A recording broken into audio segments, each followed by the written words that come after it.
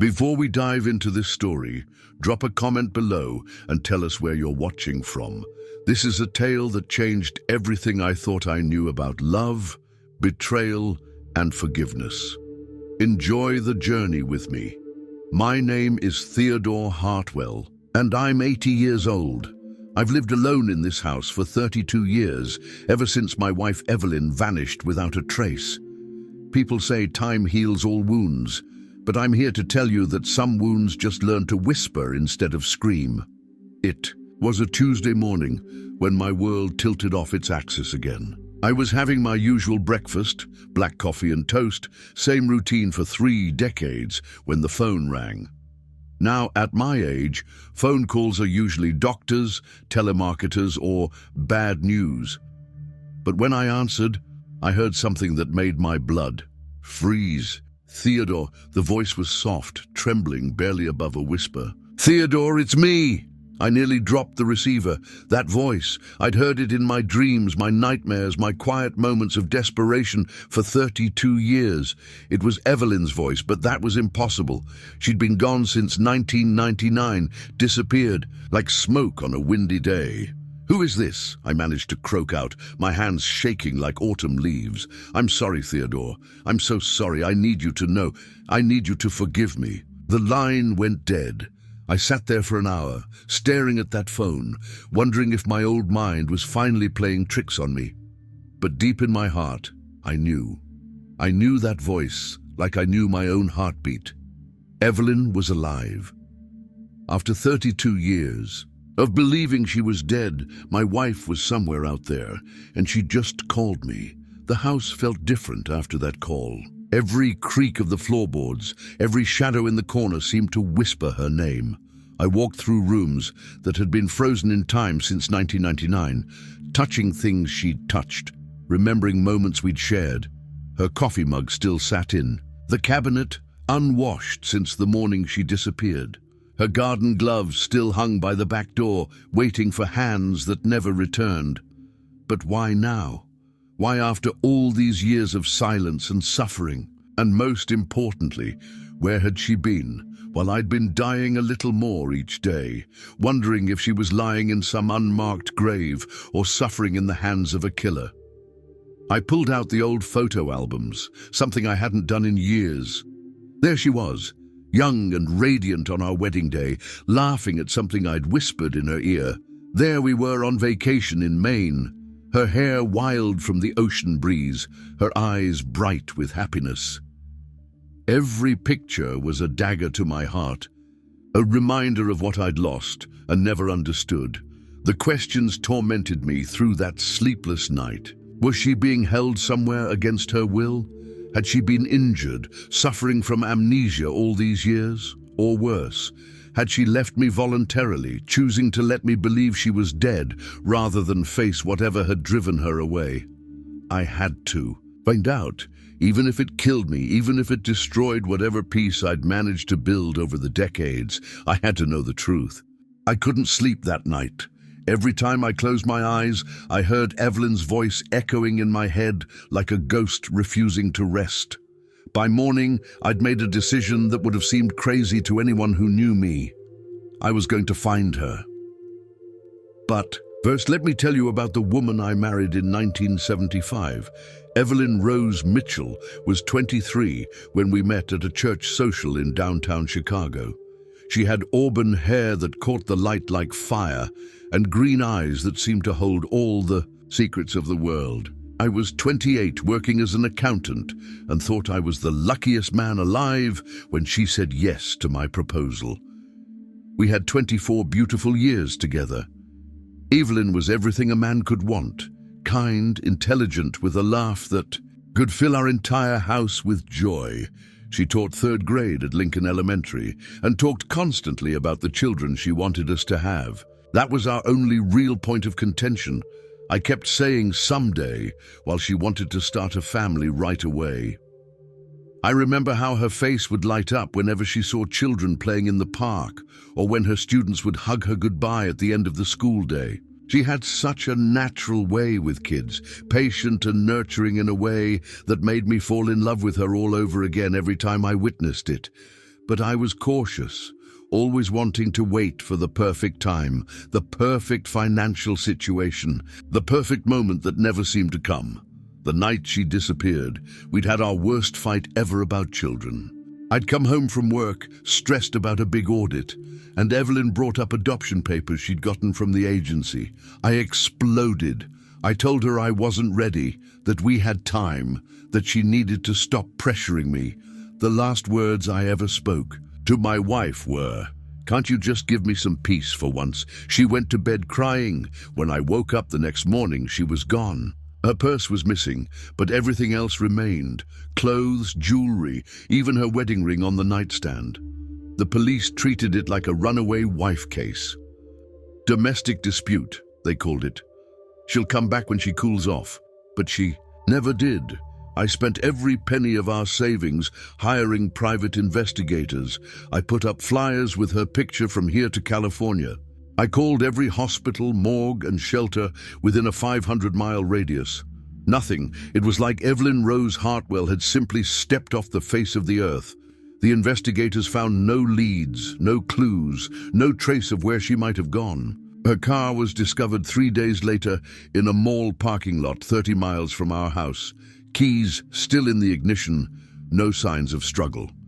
Security cameras showed her walking to the car, but not what happened after she got there. The trail went cold immediately. After 2 years of searching, I had to accept she was probably dead. I held a memorial service, though we never found a body. Friends said I should move on, maybe find someone new. But how do you replace half of your soul? How do you stop loving someone just because they're gone? So I waited. I kept our house exactly as she'd left it, kept her clothes in the closet, kept fresh flowers on the kitchen table every week, just like she used to love. I waited for 32 years, growing old and grey and hollow, holding on to hope that someday I'd understand what happened to the woman I loved more than life itself. I never remarried, never even dated. How could I, when every woman I met was measured against the ghost of Evelyn? When every laugh reminded me of hers, every smile fell short of the one that had brightened my world for 24 years. The years blended together in a haze of routine and grief. Work, eat, sleep, repeat. I retired at 70, sold the accounting firm, and settled into a quiet life of reading, gardening, and trying not to think too much about what might have been. Friends died or moved away. The neighborhood changed around me, but I remained, a fossil of a life that had ended in 1999. Now, staring at that silent phone, I realized my waiting might finally be over. But was I prepared for the answers I might find? After 32 years of wondering, of imagining every possible scenario from kidnapping to murder to voluntary disappearance, was I ready to learn the truth? The sun was rising outside, painting the kitchen in golden light that reminded me of Evelyn's hair. Somewhere out there, the woman I'd loved for 50 years was alive. And for the first time in 3 decades, I had hope. But hope, I was about to learn, could be the cruelest emotion of all. The next morning, I did something I hadn't done in years. I called in a favor. My neighbor's grandson, Danny, works in computers, and I figured if anyone could trace where that call came from, it would be him. At 80, I'm not exactly tech-savvy, but desperation makes you learn fast. Danny came over that afternoon, a lanky kid with kind eyes who'd always been patient with this old man's questions about the modern world. When I told him about the call, he didn't laugh or suggest I was losing my mind. Instead, he pulled out his laptop and got to work. "Mr. Hartwell," he said after an hour of typing and clicking, "I've got something." The call came from a payphone in Millbrook, Pennsylvania. Small town about 400 miles from here, Millbrook. I'd never heard of it, but I wrote it down with shaking hands. A payphone. That meant she didn't want to be traced easily. But why call at all if she was trying to stay hidden? "There's more," Danny continued, frowning at his screen. "I did some digging. Millbrook's one of those towns that barely exists anymore. Population dropped from 3,000 to maybe 800 over the past 20 years. Lots of empty houses, people moving away for work. Perfect place to disappear, I thought. Perfect place to hide. Danny showed me aerial photos of the town. In a single main street, a few side roads, surrounded by rolling hills and farmland. It looked like the kind of place time forgot, where someone could blend in and never be found, or where someone could be hidden against their will. Mr. Hartwell, Danny said carefully, "Are you sure you want to do this? I mean, if she's been gone this long, maybe there's a reason. Maybe it's better to let sleeping dogs lie." "Son," I said, feeling every one of my 80 years, "I've been letting sleeping dogs lie for 32 years.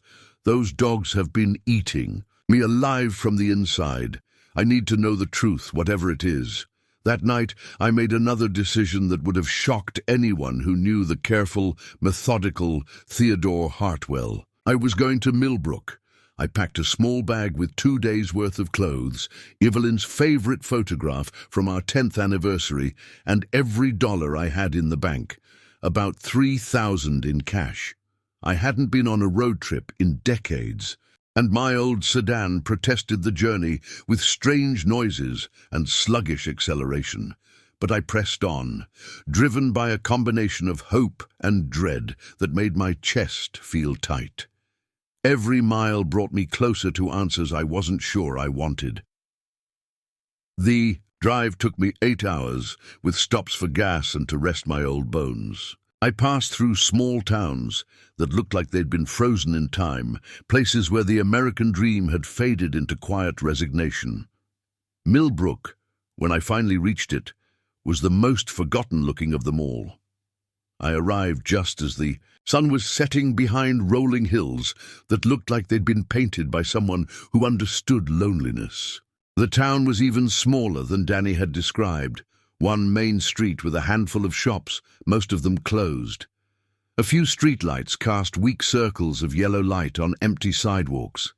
This was a place where people came to disappear. The Millbrook Inn was a tired-looking building that had seen better days, but the elderly woman at the desk was kind enough. She had the weathered face of someone who'd lived through hard times and the gentle manner of someone who understood that life wasn't always fair. "You're not from around here," she said, more statement than question, as she handed me a key to room 7. "No, ma'am. I'm looking for someone who might have passed through. An old friend." I showed her Evelyn's picture, the one where she's laughing at something I'd said, her eyes bright with joy and mischief. The woman studied the photograph for a long moment, and I swear I saw something flicker in her expression. Recognition, fear, pity. But when she looked up, her face was carefully blank. "Sorry, honey, don't recognize her. But then again, we get all kinds passing through. People who don't want to be found usually don't advertise themselves, if you know what I mean." That phrase stuck with me. People who don't want to be found. Was that what Evelyn had become? Someone running from her old life, from me? Or was she being held here against her will by someone who knew how to keep secrets in a town where secrets seemed to be the main industry? I took my bag up to room 7, a simple space with a narrow bed, a small table, and a window that looked out over the main street. From there, I could see the entire town. A general store, a diner, a gas station, a few other businesses that looked like they were barely hanging on. At the far end of the street, I could make out the spire of a small church, its cross catching, the last rays of sunlight. That night, I sat by the window, watching the empty street and wondering if somewhere in this forgotten place, the woman I'd loved for 50 years was lying awake thinking about the phone call she'd made to the husband she'd abandoned. Was she planning to call again? Was she regretting reaching out at all? Sleep came fitfully, filled with dreams of Evelyn calling my name from some dark place I couldn't reach. When I woke in the morning, I was more determined than ever to find her. Whatever the truth was, whatever had kept us apart for 32 ears. I was going to face it head on. After all, what did an 80-year-old man have left to lose?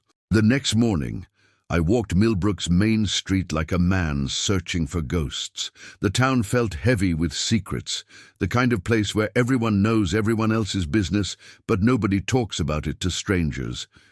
I showed Evelyn's picture to shopkeepers, waitresses, anyone who'd look. Most just shook their heads and turned away, but their eyes told a different story. At Murphy's General Store, an old man behind the counter studied the photograph longer than the others. His weathered hands trembled slightly as he held it, and I saw something in his eyes that might have been recognition fighting with fear. "She looks familiar," he said finally, his voice carefully neutral. "But then again, lots of folks look familiar when you get to be my age. Memory plays tricks. Please," I said, hearing the desperation creep into my voice. "I've been looking for her for 32 years. She's my wife." The old man's eyes widened slightly. 32 years. "Mister, if she's been gone that long, maybe she don't want to be found." There was something in his tone that made my stomach clench. Not confusion or sympathy, but warning. Like he was trying to tell me something without actually saying it. Trying to protect me from a truth I might not want to hear. "What if she can't come back?" I pressed. "What if someone's keeping her here against her will?" The man looked around nervously, as if the walls might have ears. "Look, stranger, I don't know nothing about nothing, but I'll tell you this. Sometimes the kindest thing you can do for someone is let them be.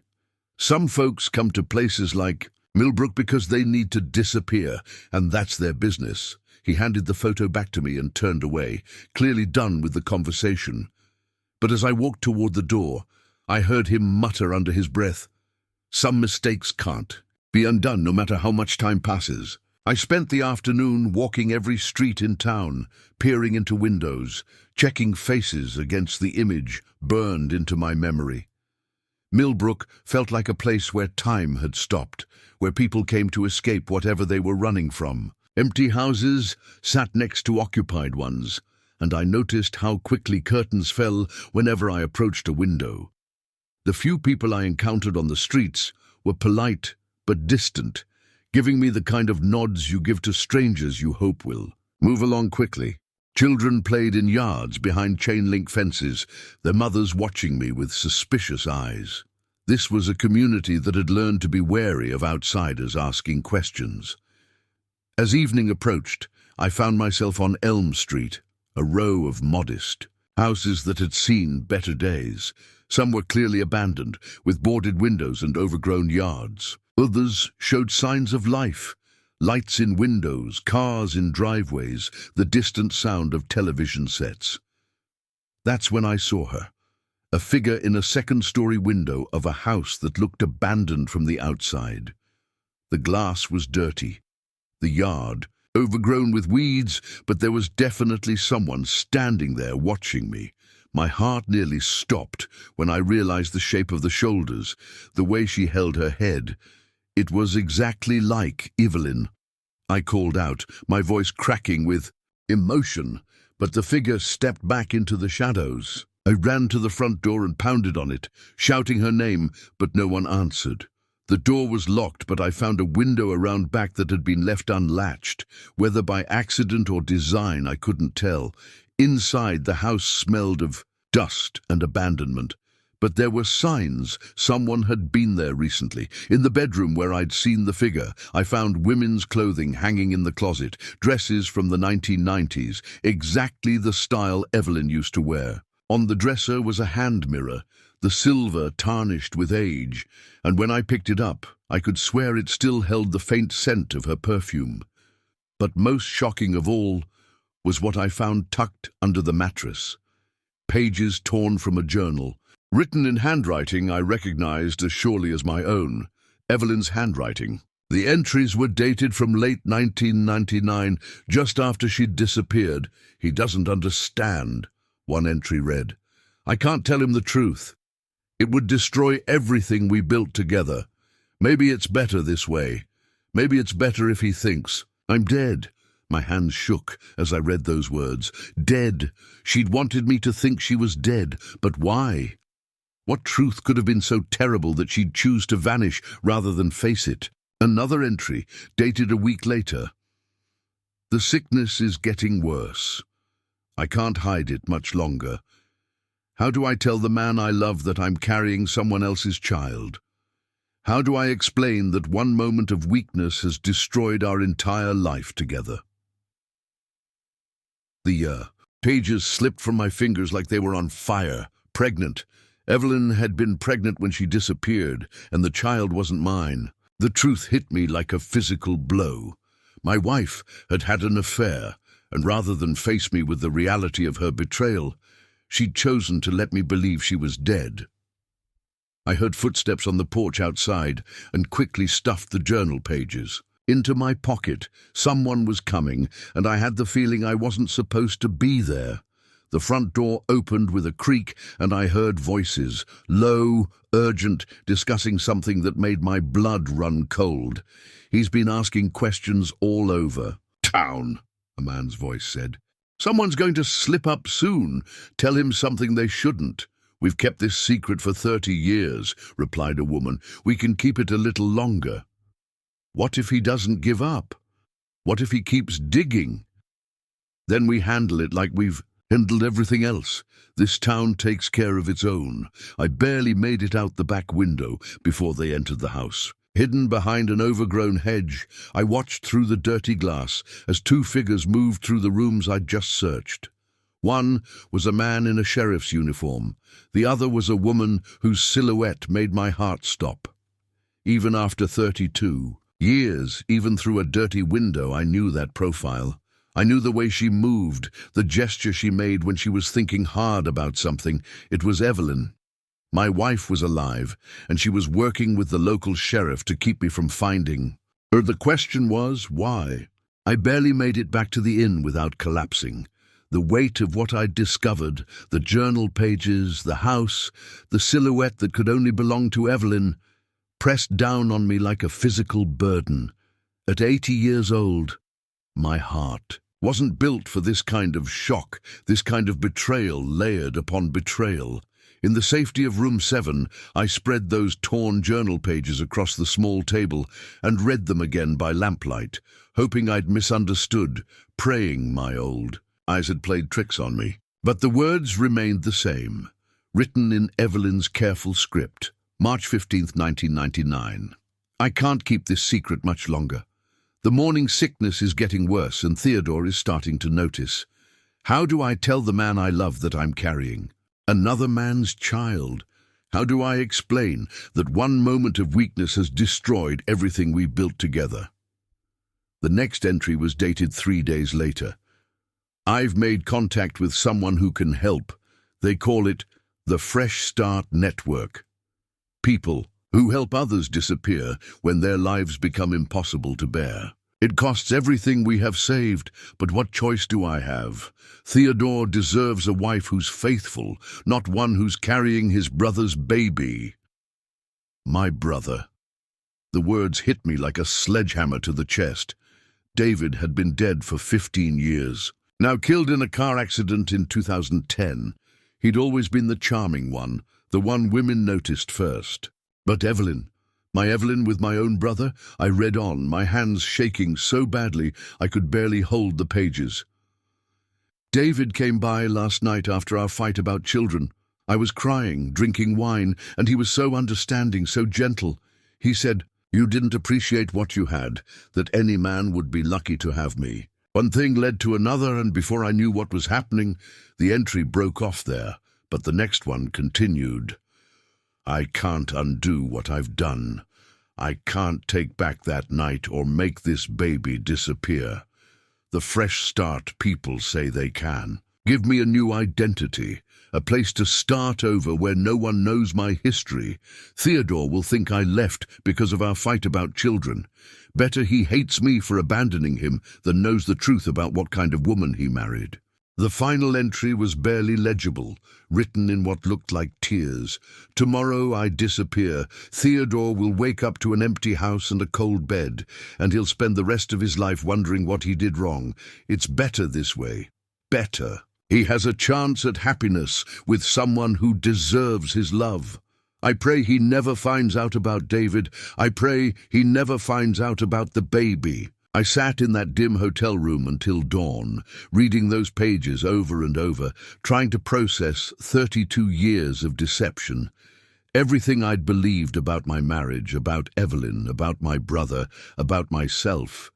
It was all built on lies.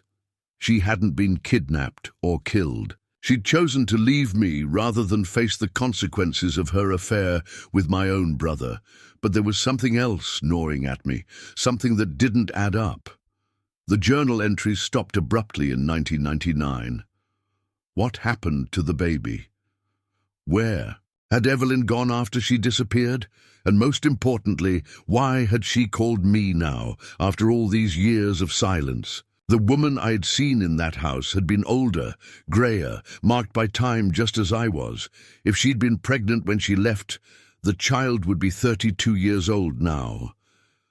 Was there a grown person somewhere in this town who was living proof of my wife's betrayal? Was that why she'd called? Because something had happened to the child, or because she was dying and wanted to clear her conscience? I needed answers, and I knew where to get them. The sheriff I'd seen in that house was clearly part of whatever conspiracy had kept Evelyn hidden for 3 decades. If I confronted him directly, maybe I could force the truth out of him. But first, I needed to understand what I was walking into. Who was this Fresh Start network? How did something like that even exist? And how many other people in this town were living lies, hiding from pasts they couldn't face? The next morning, I forced myself to eat breakfast in the inn's small dining room. The same woman from the front desk served me coffee and toast, watching me with those knowing eyes that seemed to see right through me. "You find what you were looking for, honey?" she asked, refilling my cup. "Not exactly," I said carefully, "but I'm starting to understand why someone might want to disappear from their old life." She nodded slowly, her expression sympathetic but guarded. "Millbrook's seen its share of folks running from something. Most of the time we just let them be. Figure everyone deserves a second chance, you know?" "What about third chances?" I asked. "What about when someone's been hiding for 30 years and finally wants to make things right?" The woman paused in her wiping of the table, considering my words. "Depends on whether the person they hurt is ready to forgive. Some wounds cut too deep for healing, no matter how much time passes. And some secrets are too big to keep forever," I replied. She looked at me directly for the first time since I'd arrived. "Mr. Hartwell, isn't it? You're looking for your wife." It wasn't a question. Somehow she knew exactly who I was and why. I was there, which meant the whole town probably knew by now. "Yes," I said simply, "I'm looking for Evelyn." "And what will you do when you find her?" The question caught me off guard. What would I do? 32 years of wondering, of grief, of blame and guilt and loneliness. What did I want from the woman who'd caused it all? "I don't know," I admitted. "I suppose I want to understand why she left, why she let me suffer, why she's calling me now." The woman nodded and continued cleaning tables, but I could see her mind working behind her eyes. Finally she spoke. "Again, understanding and forgiving are 2 different things, Mr. Hartwell. You might get the first without being able to manage the second." As she walked away, I realized she was probably right. But after 32 years of questions, I had to try. Even if the truth destroyed what little peace I'd managed to build in my old age, I had to know. The sheriff's station was just down the street from the inn. A small brick building that looked like it had been built in the 1950s and hadn't been updated since. Time to get some answers. The sheriff's station was almost empty when I walked in. Just a young deputy behind the front desk who looked up from his paperwork with the kind of polite curiosity small-town law enforcement reserves for strangers. "Can I help you, sir?" I'd like to speak with the sheriff, I said, trying to keep my voice steady. It's about a missing person case. The deputy's expression shifted slightly, becoming more guarded. Sheriff Brooks is out on patrol, but he should be back within the hour. You're welcome to wait, Sheriff Brooks. I filed the name away and took a seat on one of the hard plastic chairs that lined the waiting area. The walls were covered with the usual small-town sheriff department decorations, community service awards, photos of local events, a faded poster about drug awareness that looked like it was from the 1990s. As I waited, I studied every detail of the place, looking for clues. About the man who'd been protecting my wife's secret for 32 years. What kind of sheriff helps someone fake their own disappearance? What was his connection to Evelyn, and why had he been willing to lie to a grieving husband for 3 decades? Sheriff Brooks arrived about 40 minutes later, and I recognized him immediately as the man I'd seen in the abandoned house. He was in his early 70s, with grey hair and the kind of weathered face that spoke of years spent outdoors. When he saw me sitting in his waiting area, something flickered in his eyes. Not surprise, but resignation, like he'd been expecting this moment for a long time.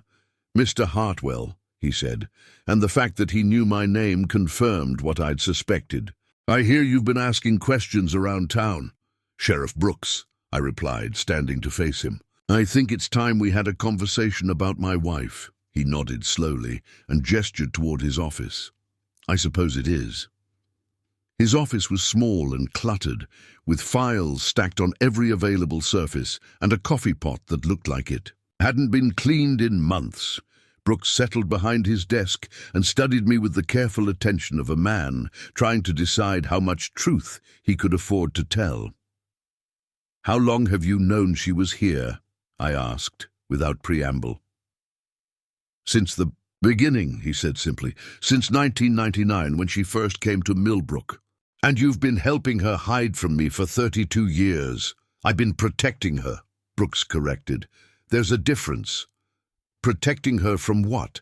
From her husband who loved her? From the man who spent every penny he had trying to find her?" Brooks leaned back in his chair, his expression growing sad.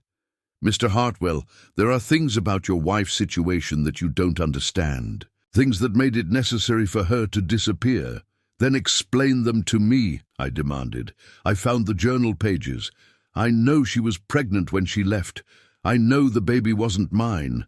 What I don't understand is why she chose to fake her own death rather than simply ask for a divorce." The sheriff was quiet for a long moment, seeming to weigh his words carefully. "Did those journal pages mention who the father was?" "My brother David," I said, the words tasting like poison in my mouth. Brooks nodded grimly. "And did they mention the circumstances of the conception? She said it was a moment of weakness, that David came by after we'd fought, and one thing led to another." "Mr. Hartwell," Brooks said gently, "I need you to sit down for this." I was already sitting, but I gripped the arms of my chair as if bracing for impact. "Your wife didn't have an affair with your brother," Brooks continued. "She was assaulted by him. What happened that night wasn't consensual, Mr. Hartwell. David had been stalking her for months, waiting for the right opportunity. When you and Evelyn had that fight about children, when she was vulnerable and alone, he saw his chance." The words hit me like a physical blow. I felt the air leave my lungs, felt the room spin around me as the implications sank in. "You're saying David raped her? I'm saying your wife came to Millbrook in 1999 pregnant, terrified, and convinced that if she told you the truth, one of two things would happen. Either you wouldn't believe her and would side with your brother, or you would believe her and would end up in prison for murder." "I would have protected her," I whispered. "She knew that. That's exactly what she was afraid of. She was protecting you as much as herself, Mr. Hartwell. She disappeared to save you from having to choose between your wife and your brother. To save you from doing something that would destroy your life." I sat in stunned silence, trying to process this new version of events. Everything I thought I knew was wrong again. Evelyn hadn't betrayed me. She'd been victimized by my own brother, and then she'd sacrificed everything to protect me from the truth. Where is she now? I asked finally. Safe, Brooks said. She's been safe for 32 years, and she has a good life here. The question is, what do you plan to do with this information? I want to see her. I want to talk to her. Mr. Hartwell, she called you because she's dying. Cancer. She has maybe a few months left, and she wanted to hear your voice one more time before she goes. She wasn't asking you to come looking for her. Dying. The word echoed in my head like a death knell. After 32 years of separation, I'd found her just in time to lose her all over again. She needs to know I forgive her, I said. She needs to know I understand why she left. And what about the other reason she called? Brooks asked quietly. What other reason? The child, Mr. Hartwell, your brother's child. He's 32 years old now, and when Evelyn dies, he'll have no one. She called you because she's hoping you'll take care of him. The room went silent, except for the ticking of an old clock on the wall. Somewhere in this town was a grown man who was the product of my brother's violence against my wife. A man who'd been raised by Evelyn alone, who probably had no idea of the circumstances of his birth. What's wrong with him? I asked, though I wasn't sure I wanted to know. He's got some developmental delays, some learning difficulties. He's high-functioning, can take care of himself mostly, but he'll never be completely independent. Evelyn's been his whole world for 32 years, and she wants me to take care of him when she's gone. She's hoping you will, but she understands if you can't. If the circumstances of his birth make it impossible for you to love him. I thought about the woman I'd married 50 years ago, the woman who'd wanted children so desperately that it had been the source of our only real fights. She'd gotten her child, but in the most horrible way possible. And then she'd raised him alone while I grew old and bitter in an empty house.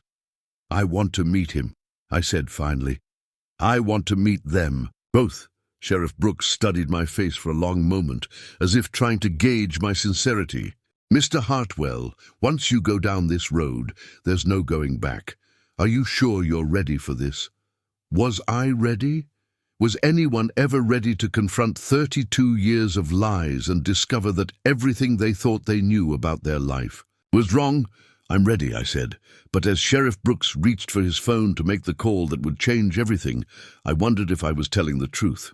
Sheriff Brooks made the call from his office, while I sat there trying to process everything he'd told me. The conversation was brief and cryptic, mostly, he's here, and, yes, I told him, and I think she's ready. When he hung up, he looked at me with something that might have been pity. She wants to see you. But Mr. Hartwell, I need to prepare you for what you're going to find. Evelyn isn't the woman you remember. 32 years of carrying this secret, of raising a special needs child alone, of living with what your brother did to her. It's taken a toll. I don't care what she looks like, I said, though my voice shook with emotion. I just need to see her. It's not just how she looks. She's fragile, Mr. Hartwell. The cancer, the guilt, the fear that you'll hate her when you learn the truth. She's barely holding on. I need your word that you won't make this harder for her than it already is. I thought about all the anger I'd carried for 32 years, all the resentment and blame I'd directed at a woman who'd been protecting me from a truth that would have destroyed me. I won't hurt her, I promised. I just wanted to know that I understand now, that I forgive her. Brooks nodded and stood up. She's staying at the old Henderson farm about 10 minutes outside of town. It's isolated, private, the kind of place where someone can live quietly without attracting attention. As we drove through the countryside surrounding Millbrook, Brooks filled in more details about Evelyn's life here. She'd arrived in 1999 using the identity Sarah Mitchell, keeping her maiden name but becoming a different person entirely. The Fresh Start Network had provided her with documentation, a small house, and enough money to get established. She worked as a seamstress for years, Brooks explained. Did alterations, made dresses for weddings and proms, quiet work that she could do from home while taking care of Marcus. Marcus. My brother's son had a name now, making him more real, more human. Tell me about him, I said. He's a good kid. Man, I should say. He's 32 now. Born with some complications that affected his development, but he's got the gentlest soul you'll ever meet. Works part-time at the library, loves jigsaw puzzles, goes to church every Sunday. He's never known about his father, never known the circumstances of his birth. Does he know about me? He knows his mother was married before he was born, knows she had to leave her old life behind, but he doesn't know why, and he doesn't know you've been looking for her all these years. We turned down a gravel road that led to a modest farmhouse, surrounded by fields that had been allowed to go wild. It was a beautiful, peaceful place, the kind of spot where someone could heal from terrible wounds or hide from an unbearable past. As we pulled into the driveway, I saw her. Evelyn was sitting on the front porch in a rocking chair, wrapped in a quilt despite the warm afternoon. Even from a distance, I could see how the years and illness had changed her. Her auburn hair was now completely grey, cut short, in a practical style.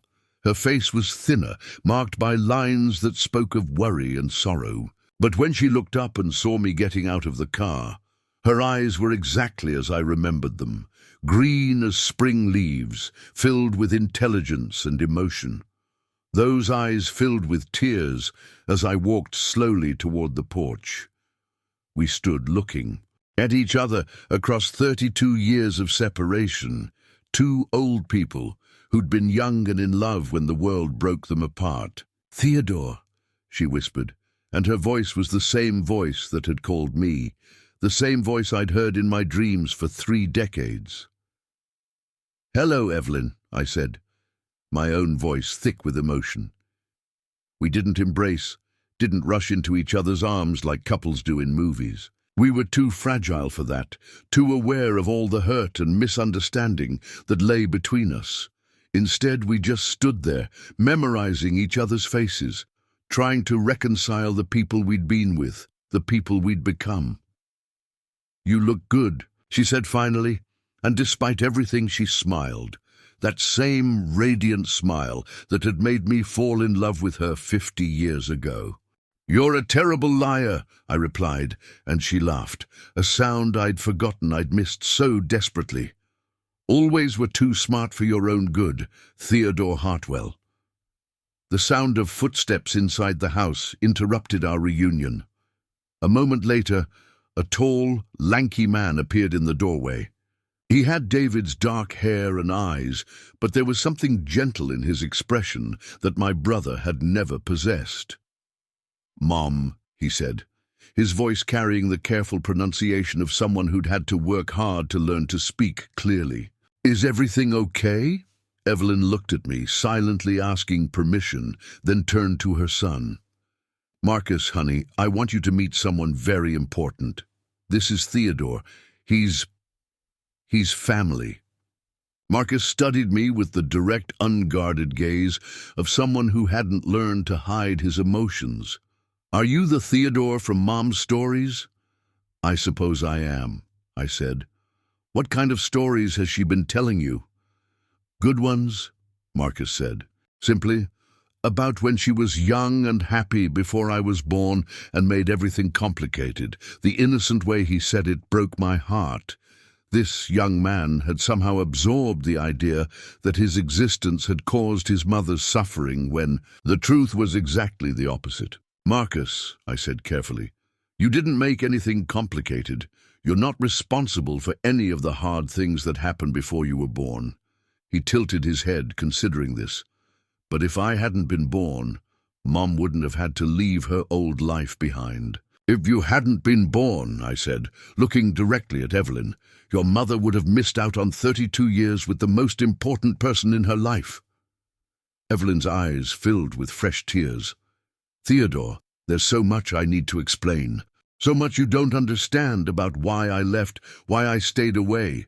Sheriff Brooks told me, I said quietly. About David, about what really happened that night. The color drained from her face. He told you everything. Everything that matters. And Evelyn, I need you to know, I don't blame you for anything. Not for what David did, not for leaving, not for staying away. I understand now why you thought it was the only choice you had. Marcus was looking back and forth between us, clearly, sensing the weight of adult emotions he didn't fully comprehend. Should I go inside? He asked. Do you need to talk about grown-up things? No, I said firmly. Whatever we have to say to each other, you should hear. You're part of this family, Marcus. You deserve to know the truth about all of us. And so, sitting on that peaceful porch as the sun began to set behind the hills, we began the long, painful, necessary process of telling each other the truth. About the assault, about the pregnancy, about 32 years of separation and the love that had somehow survived it all. It was the beginning of the hardest conversation of my life, but also the most important one. Because somewhere in the midst of all that pain and revelation, we were finally becoming the family we were always meant to be. The three of us sat on that porch as the afternoon faded into evening, and slowly, carefully, we began to untangle 32 years of secrets. Marcus listened with the intense concentration of someone trying to understand a puzzle with too many missing pieces, while Evelyn and I filled in the blanks of our separate lives.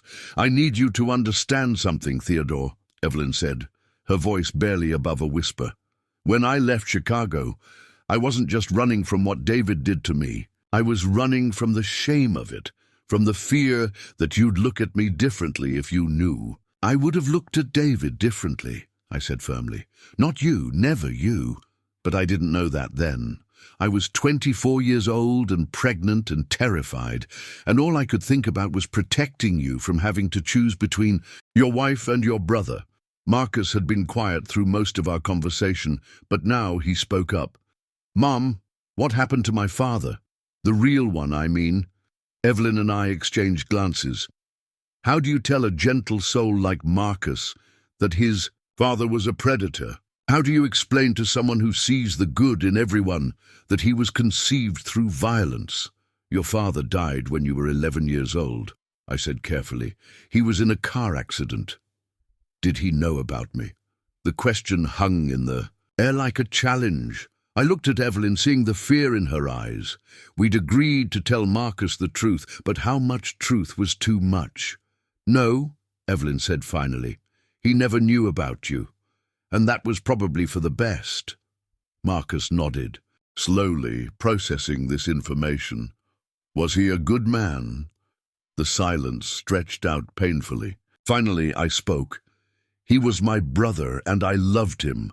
But no, Marcus, he wasn't a good man. He hurt your mother very badly, and he would have hurt her more if he could have. Is that why you never told me about him? Because he was bad?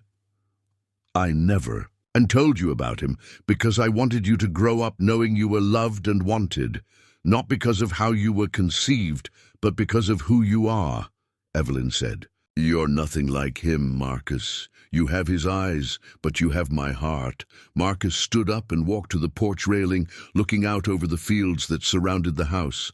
I always wondered why I was different from other kids, why things were harder for me to understand, why I got confused when too many people talked at once. The complications from your birth, Evelyn explained gently. But Marcus, being different doesn't mean being less. You're kind and patient, and you see beauty in things other people overlook. Those aren't weaknesses.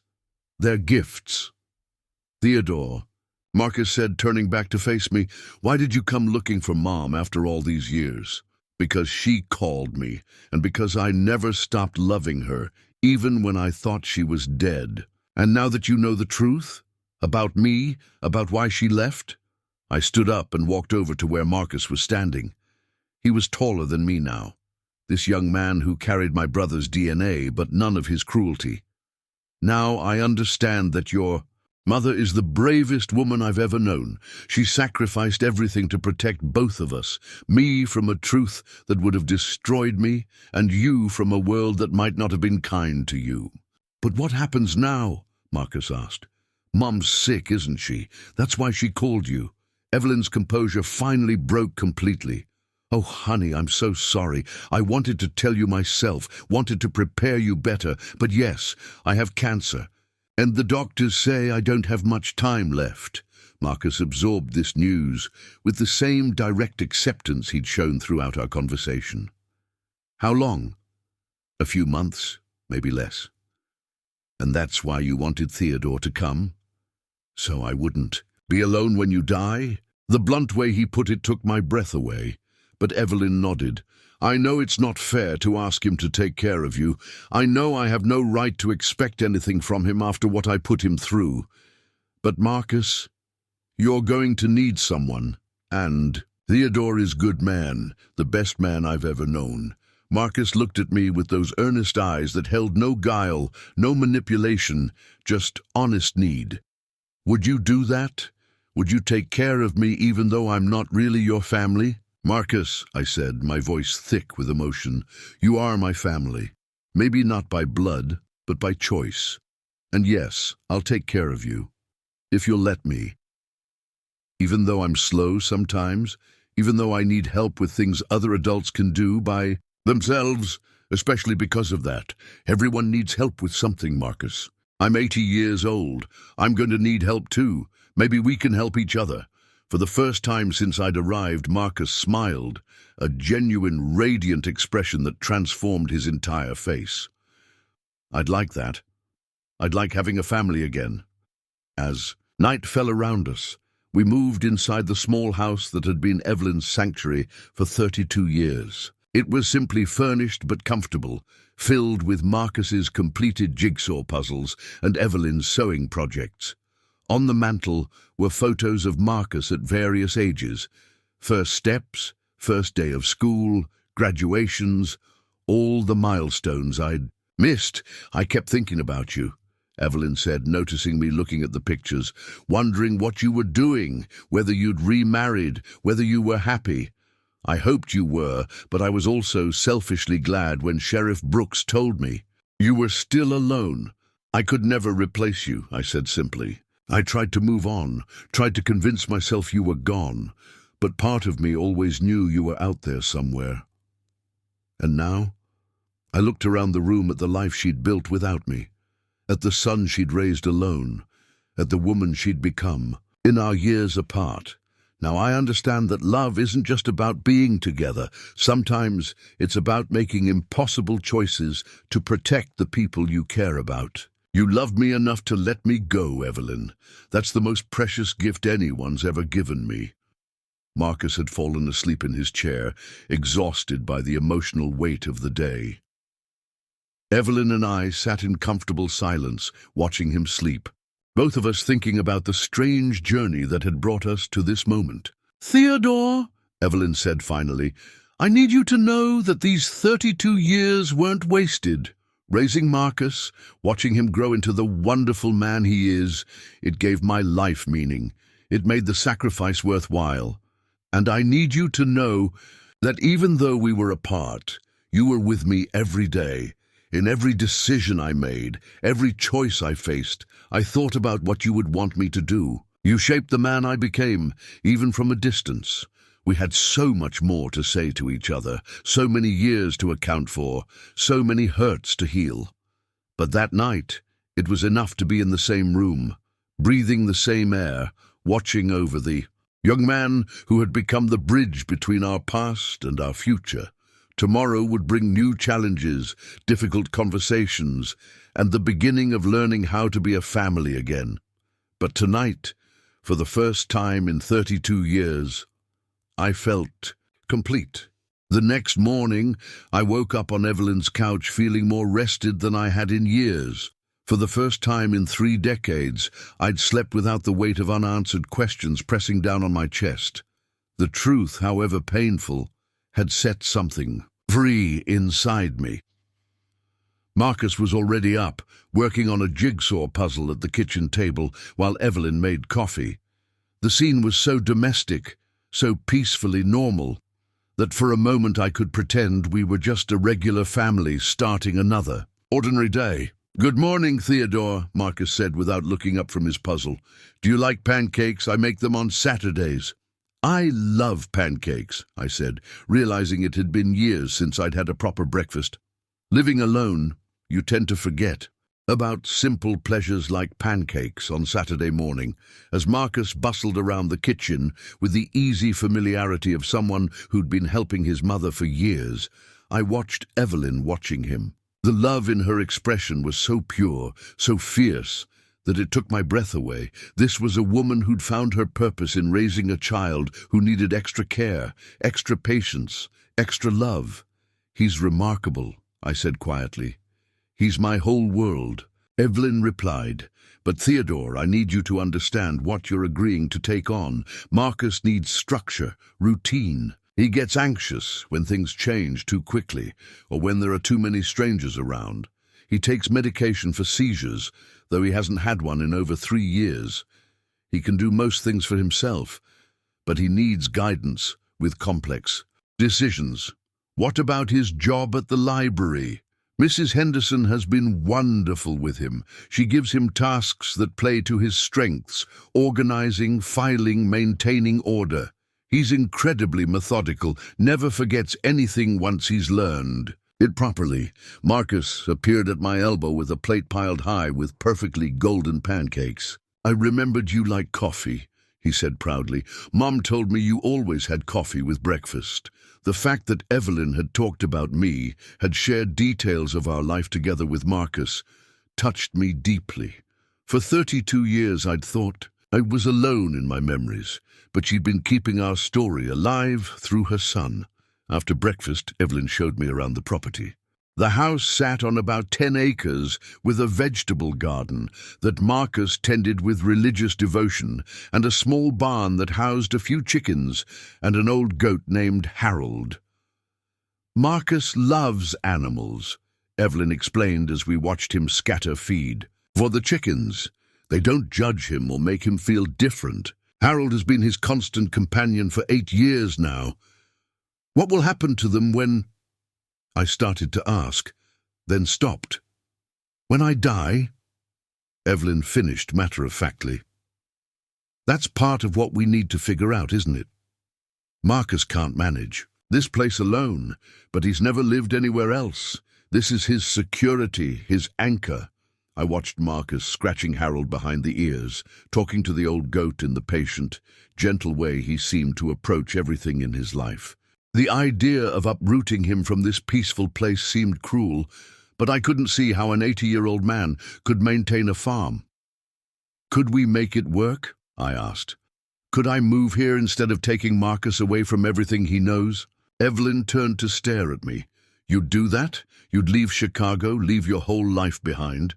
"Evelyn, what life? I've been existing for 32 years, not living. This place, with you and Marcus, this feels more like home than anywhere. I've been since 1999. That afternoon, Sheriff Brooks stopped by for what I realized was his daily check on Evelyn and Marcus. He found the 3 of us working in the garden, Marcus patiently teaching me which plants were weeds and which were vegetables. "How are things going?" Brooks asked Evelyn quietly. "Better than I hoped," she admitted. "Theodore wants to stay here. Help me take care of things until—" She paused, unable to say the words. "And after he wants to stay and take care of Marcus." Brooks looked at me with something that might have been respect. "That's a big commitment, Mr. Hartwell. Are you sure you understand what you're taking on?" "I'm sure I don't understand all of it," I replied honestly, "but I'm sure I want to try. This is my family now, Sheriff. It's taken me 32 years to find them, and I'm not walking away again." That evening, the 4 of us sat on the front porch as the sun set behind the hills. Brooks had stayed for dinner, Marcus's famous spaghetti and meatballs, and I could see why Evelyn had trusted him all these years. He wasn't just the sheriff who'd helped her hide, he'd become a surrogate. Father to Marcus, a friend to Evelyn, a pillar of the little family they'd created. "Theodore," Marcus said suddenly, "can I ask you something personal?" "Of course. Were you lonely? All those years when you thought Mom was dead?" The question caught me off guard with its directness, its innocent honesty. "Yes, Marcus, I was very lonely. I'm sorry about that. I'm sorry Mom had to hurt you to protect me. She didn't hurt me to protect you," I said firmly. "She hurt both of us, to protect both of us. And Marcus, the loneliness wasn't your fault. It was the result of an impossible situation that none of us chose." Marcus nodded thoughtfully. "But now we're together, so the loneliness is over, right? If only it were that simple. But looking around at these people who'd welcomed me into their small, carefully constructed world, I realized that maybe it could be that simple. Maybe after 32 years of questions and guilt and regret, the answer really was just this: love, forgiveness, and the choice to build something new from the broken pieces of the past.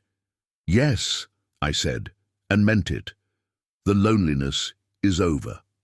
Later, that night, after Brooks had gone home and Marcus had gone to bed, Evelyn and I sat up talking about practical things: legal guardianship papers, medical decisions, financial arrangements, the mundane details that make up a life, the things that need to be settled when someone is preparing to die and someone else is preparing to take responsibility for the people left behind.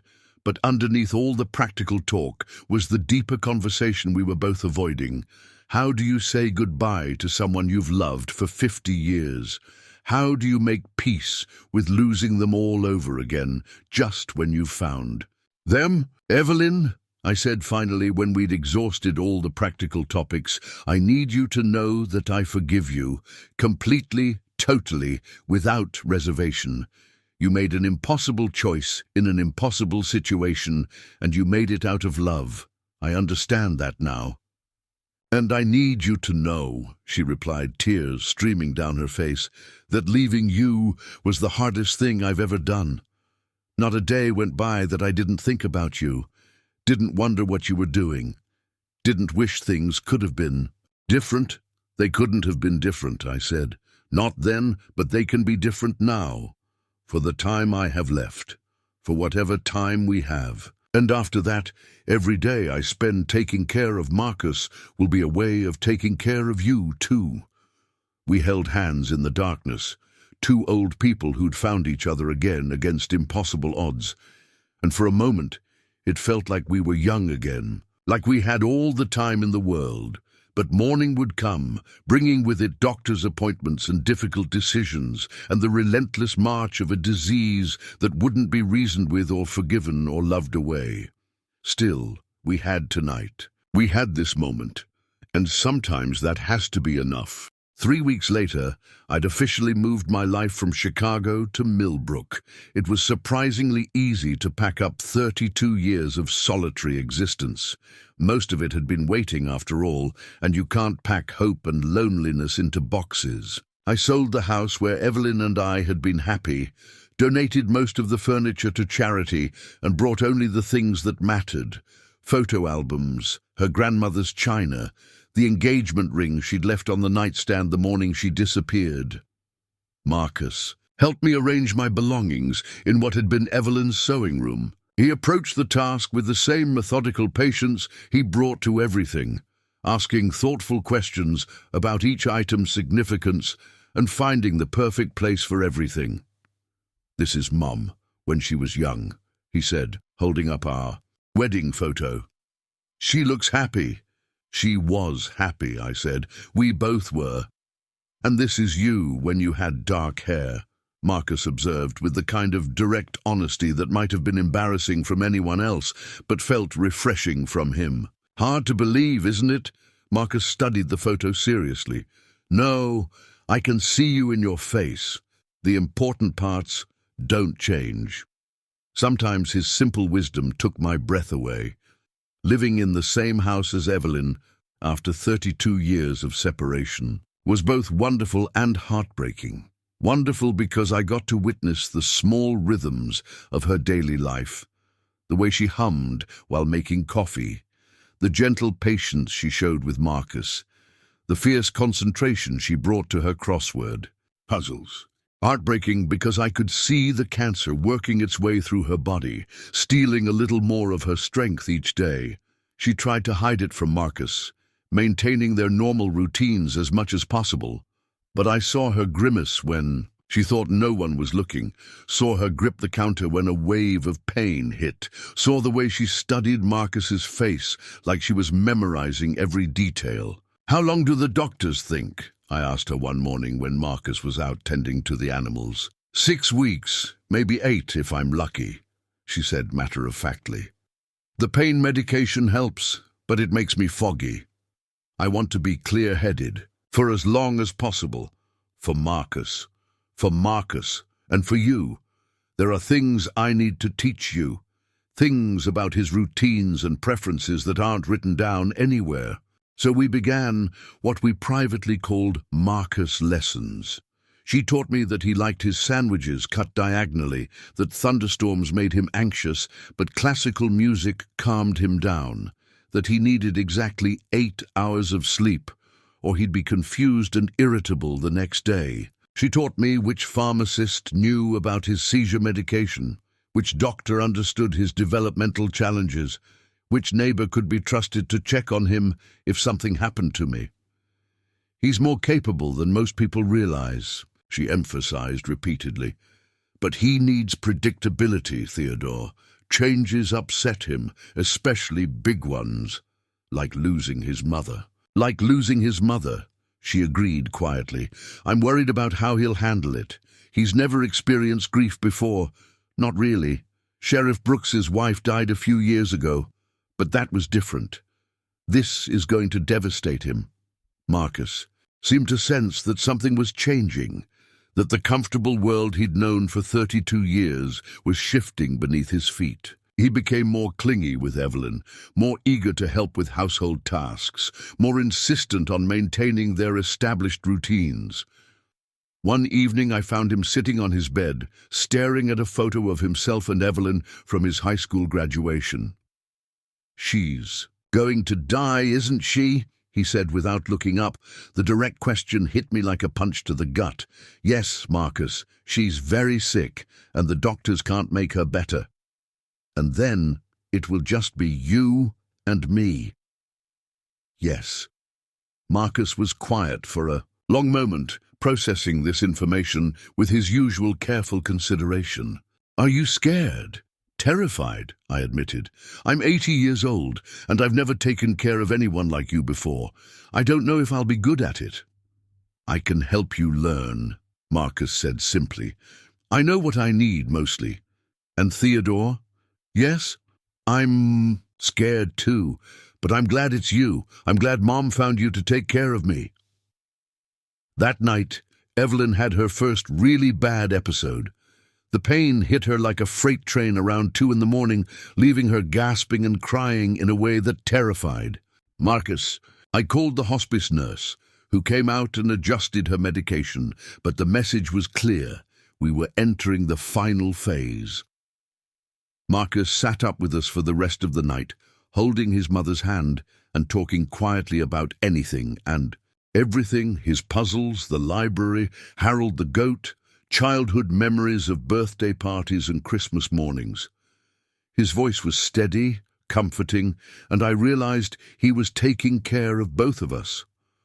"I remember when I was little and had that seizure at school," he said. "You came and got me, and you weren't scared or upset. You just held me and told me it was going to be okay. And it was okay, because you were there." "I'll always be there," Evelyn whispered. "Even when you can't see me, I'll be there." "I know," Marcus said, with the absolute faith of someone who'd never been abandoned, never been let down by the person he loved most. "And Theodore will be there too."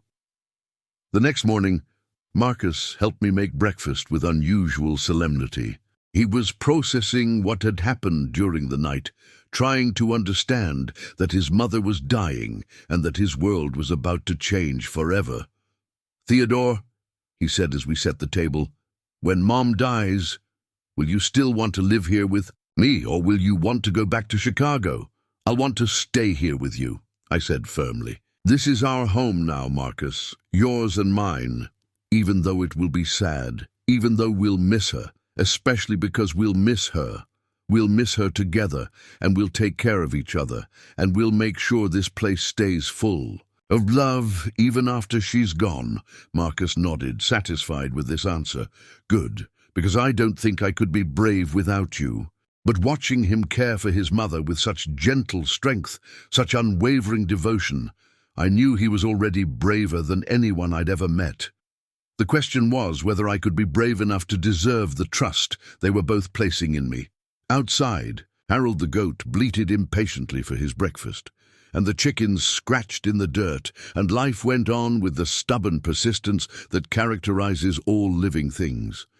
In 6 weeks, or 8 if we were lucky, Evelyn would be gone. But Marcus and I would still be here, and Harold would still need feeding, and the sun would still rise over the hills that surrounded our small piece of peace. It would have to be enough. It would be enough. Evelyn died on a Tuesday morning in early autumn, with Marcus and me beside her bed, holding her hands as she drew her last peaceful breath.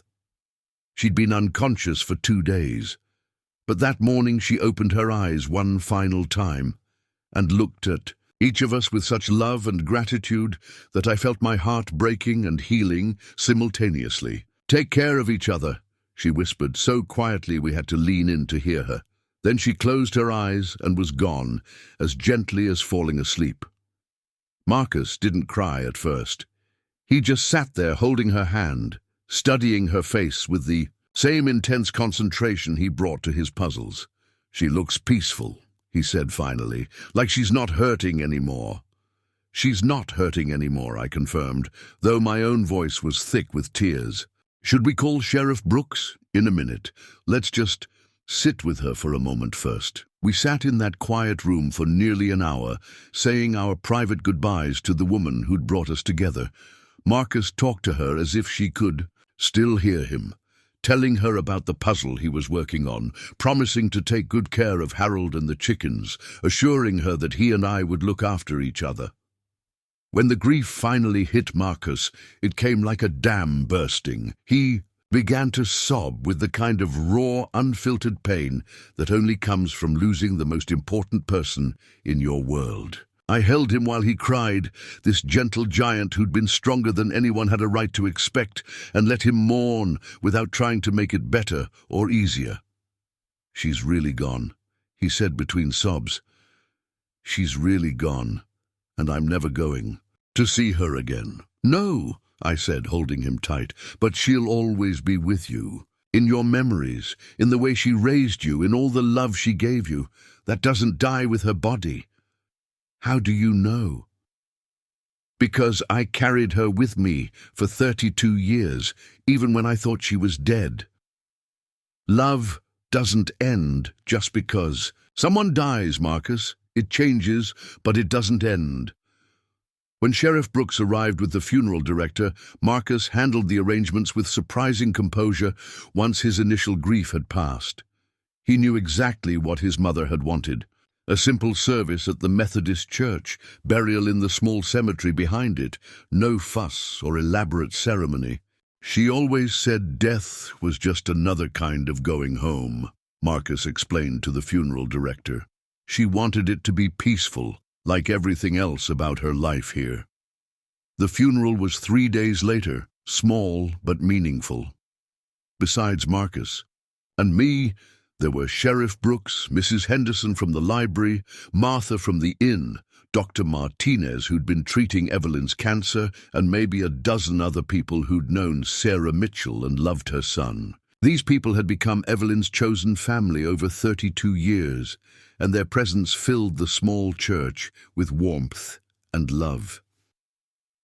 Marcus insisted on speaking at the service, despite my concerns that it might be too much for him. But his eulogy was so simple and heartfelt that there wasn't a dry eye in the church. My mom used to tell me that love isn't about being perfect, he said, his voice steady despite the tears on his cheeks. She said love is about choosing to stay, even when things get hard. She stayed with me my whole life, even when I was difficult or confused or needed more help than other people. And now Theodore is choosing to stay with me, even though he doesn't have to. He looked directly at me then. Mom taught me that family isn't just about blood. It's about the people who choose to love you no matter what. She chose to love me when I was just a baby who might have problems. Theodore chose to love me even though I'm the son of the man who hurt Mom. That's what real love looks like. The honesty of his words, the way he'd found a way to speak truth without revealing the full painful details, amazed me. This young man understood more about love and forgiveness than most people learn in a lifetime. After the service, people came back to the house for food and stories. I watched Marcus navigate the social interaction with his usual careful attention, accepting condolences with grace, sharing memories of his mother with anyone who wanted to listen. When he got overwhelmed, he'd slip away to work on one of his puzzles for a few minutes, then return refreshed and ready to engage again. Mrs. Henderson from the library pulled me aside during the gathering. "I want you to know," she said, "the job at the library is Marcus's for as long as he wants it. He's the best assistant I've ever had, and the patrons adore him. He brings a gentleness to that place that we never had before." "Thank you," I said. Having that routine, that sense of purpose, it means everything to him. "What about you, Mr. Hartwell? What will you do now?" It was a good question. What did an 80-year-old retired accountant do in a small town like Millbrook? "I suppose I'll figure out how to be useful," I said. "Maybe help Marcus with the animals, learn to maintain this place, maybe find ways to give back to the community that's been so good to him and Evelyn." That evening, after everyone had gone home and we'd cleaned up the dishes and put away the leftover food, Marcus and I sat on the front porch watching the sunset. The house felt impossibly empty without Evelyn's presence, but somehow Marcus and I being there together made it bearable. "Theodore," Marcus said quietly, "I need to tell you something." "What's that?" "I know about my father. Not everything, but enough. I know he hurt Mom, and I know that's why she had to leave her old life behind." My heart stopped. "Marcus, how do you—" "I'm not stupid," he said gently, "and I'm not a child anymore. I've had 32 years to put pieces together, to wonder why Mom never talked about my father, why she got sad sometimes when she didn't think I was looking. When you told me he wasn't a good man, when you said he hurt her, it all made sense." "You angry about not being told the truth?" Marcus considered this with his usual thoughtfulness. "I'm sad that Mom carried that secret alone for so long. I'm angry at my father for hurting her, but I'm not angry at you or Mom for protecting me from the whole truth. Some truths are too heavy for some people to carry. And you? Can you carry it?" "I can carry it because I'm not carrying it alone. I have you now." He looked at me with those earnest eyes that held David's DNA, but none of his darkness. "And Theodore, I need you to know something else. I don't care how I was made. I don't care that my father was a bad man. What matters is who raised me, who loved me, who chose to stay with me. Mom did that for 32 years, and now you're doing it. Marcus, I want you to understand something.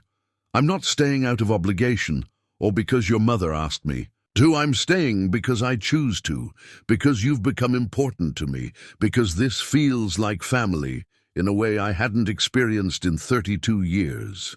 Marcus smiled, and in that smile I saw Evelyn, not in his features, which favored David, but in his spirit, his capacity for love and forgiveness and hope. "Good," he said simply, because I was hoping you'd want to stay for me, not just for Mom's memory.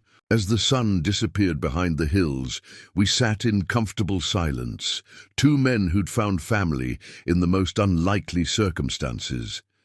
Tomorrow would bring new challenges, new adjustments to life without Evelyn.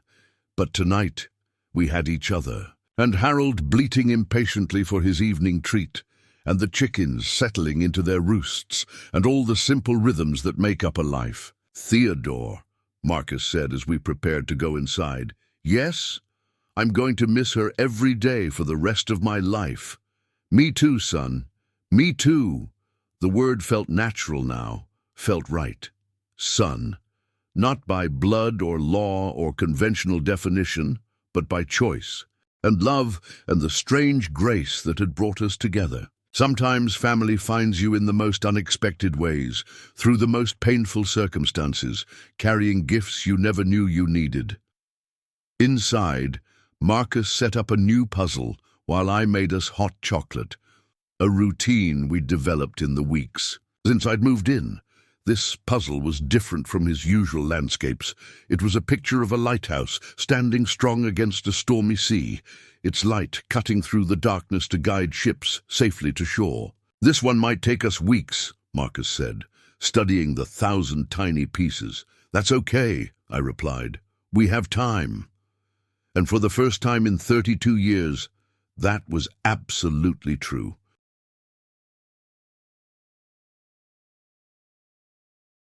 The weeks following Evelyn's funeral were a study in learning how to grieve together while building a new kind of normal. Marcus threw himself into his routines with even more dedication than usual, rising at exactly 6:30 every morning, feeding Harold and the chickens with military precision, arriving at the library exactly 15 minutes before his shift started. Routine, I realized, was his way of holding on to stability in a world that had fundamentally changed. I found my own rhythm in supporting his routines while slowly making myself useful around the property. At 80, I wasn't going to become a farmer, but I could learn to maintain what Evelyn had built. I figured out how to repair the chicken coop door that had been sticking for months, how to winterize the vegetable garden, how to keep Harold's pen clean and dry. "You're getting good at this," Marcus said one morning, as he watched me successfully coax Harold back into his pen after the ornery goat had escaped for the 3rd time that week. "Harold and I are coming to an understanding," I replied, wiping sweat from my forehead. "I think he was testing me. He does that with everyone new. Mum said he tested her for 6 months when she first got him." It was the casual way Marcus mentioned his mother that showed me how he was processing his grief, not by avoiding her memory, but by keeping her alive in daily conversation, in shared stories, in the gentle acknowledgement that she was still part of our lives even though she was gone. The town had embraced me in ways I hadn't expected. Mrs. Henderson started inviting me to help with the library's annual book sale. Martha from the inn asked if I'd help her with the inn's bookkeeping, since my accounting background made me the closest thing to a financial expert Millbrook had seen in years. Sheriff Brooks included me in the monthly coffee gathering, where the town's older men solved the world's problems over donuts and bad coffee. "You're becoming one of us," Brooks said to me one morning as we sat in Murphy's general store, watching. Marcus helped stock shelves with his characteristic attention to detail. "Is that what's happening?" I asked. "That's what happens when you choose to stay, when you invest in a place instead of just passing through. Millbrook has a way of claiming people who choose to belong here." I was beginning to understand what he meant. This small, forgotten town had become a refuge for people who needed to disappear, to start over, to find peace after trauma. Evelyn hadn't been the only one seeking a fresh start. She'd simply been one of many who'd found sanctuary in a place that specialized in second chances. But it was Marcus who taught me the most about building a life from loss. One evening, I found him in Evelyn's room, carefully going through her things. "I'm making a memory box," he explained, showing me a cedar chest he'd found in the attic. Things that smell like her, things that remind me of happy times, things I want to keep forever. He showed me what he'd chosen, her favorite sweater, a bottle of the perfume I'd noticed that first day in the abandoned house, a cookbook filled with her handwritten notes, photos of the two of them at various stages of his life. Can I ask you something, Theodore? Of course. Do you think Mom was happy? Really happy? I mean, not just pretending for my sake? The question went straight to my heart. What makes you ask that? Sometimes I worry that taking care of me kept her from having the life she really wanted, that she sacrificed too much. I sat down beside him on Evelyn's bed, choosing my words carefully. Marcus, I knew your mother for 24 years before you were born, and I've gotten to know her again these past few months. The woman who raised you was the most fulfilled, most purposeful version of herself I ever saw. Really, really. When we were young and married, she wanted children desperately. She had so much love to give, so much nurturing to offer. You gave her the chance to be the mother she'd always dreamed of being. More than that, you needed the kind of patient, devoted love that was her greatest gift. You weren't her burden, Marcus. You were her calling. Marcus absorbed this with his usual thoughtful consideration. I miss her, but I'm not sorry I had 32 years with her all to myself. That's not selfish, son. That's grateful. There's a difference. That night, as I lay in my bed listening to the familiar sounds of the house settling around us, I thought about the strange journey that had brought me here. 6 months ago, I'd been a lonely old man living in the past, convinced my life was essentially over. Now I was learning to care for chickens and outwit an escape artist goat, helping run a small-town library, and discovering that fatherhood could come at any age if you were open to it. The next morning brought our first real crisis since Evelyn's death. Marcus had a seizure at the library, his first in over 3 years. Mrs. Henderson called me in a panic, and I arrived to find Marcus confused and embarrassed, surrounded by concerned patrons who didn't quite know how to help. "I'm okay," he kept insisting as I helped him to a chair. "I'm okay. It was just a little one." But I could see the fear in his eyes, the worry that this meant something was wrong, that his carefully controlled world was becoming unpredictable again. Dr. Martinez examined him that afternoon and adjusted his medication slightly, but she assured us that breakthrough seizures weren't uncommon, especially during times of stress and change. "Grief affects the whole body," she explained to Marcus. "Your brain is processing a lot of emotional trauma right now. A seizure doesn't mean you're getting worse. It just means you're human." That evening, Marcus was quieter than usual, working on his lighthouse puzzle with unusual intensity. "Are you worried about the seizure?" I asked. He nodded without looking up from the puzzle pieces. "What if it happens again? What if I have one when you're not around? What if I can't take care of myself anymore?" "Then we'll figure it out," I said simply. "Marcus, do you remember what your mother told me about love? That it's about choosing to stay when things get hard." "Yes. Well, seizures are hard, but they don't change how I feel about you, and they don't change my commitment to being here. If you have more seizures, we'll manage them. If you need more help, I'll provide it. That's what family does." Marcus finally looked up from his puzzle, his eyes bright with unshed tears. "Even if I become more of a burden? Even if taking care of me gets harder as we both get older?" "Marcus, you're not a burden. You're my son. Not because of biology or law, but because I choose you to be.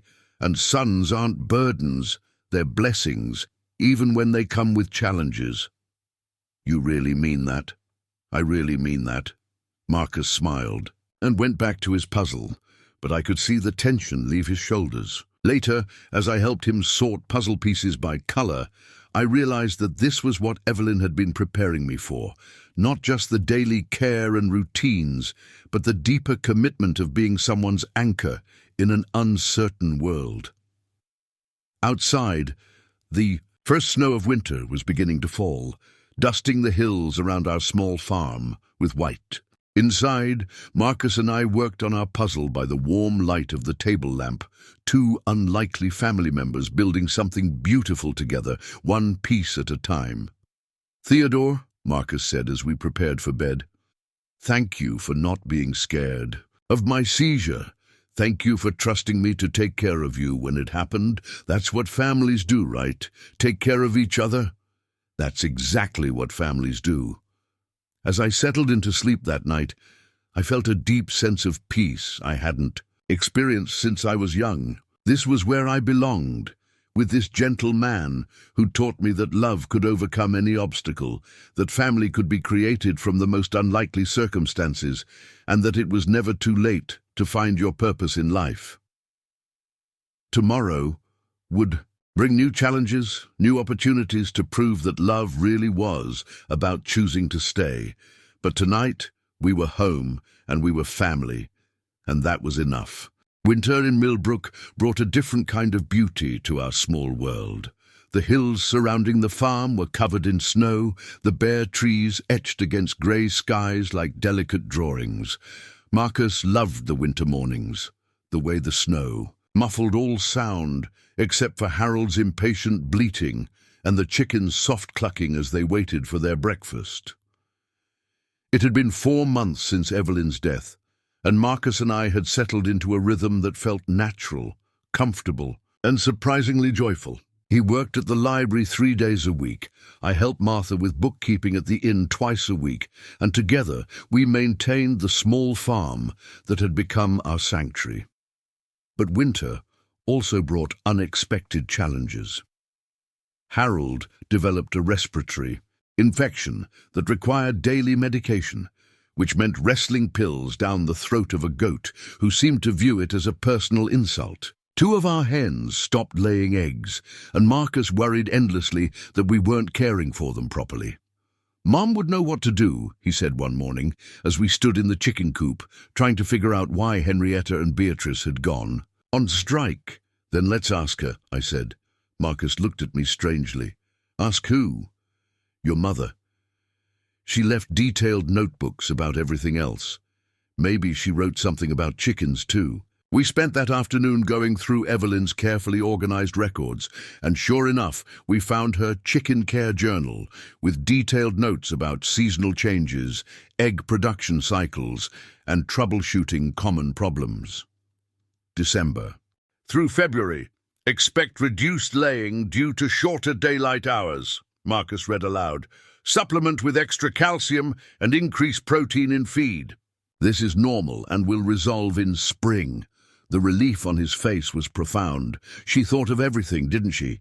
She spent 32 years learning how to take care of this place and everyone on it. Of course she'd leave us instructions. That evening, as we worked on the lighthouse puzzle that had become our nightly ritual, Marcus said, "I've been thinking about something." "What's that?" "I want to plant a garden this spring, a bigger one than Mom had.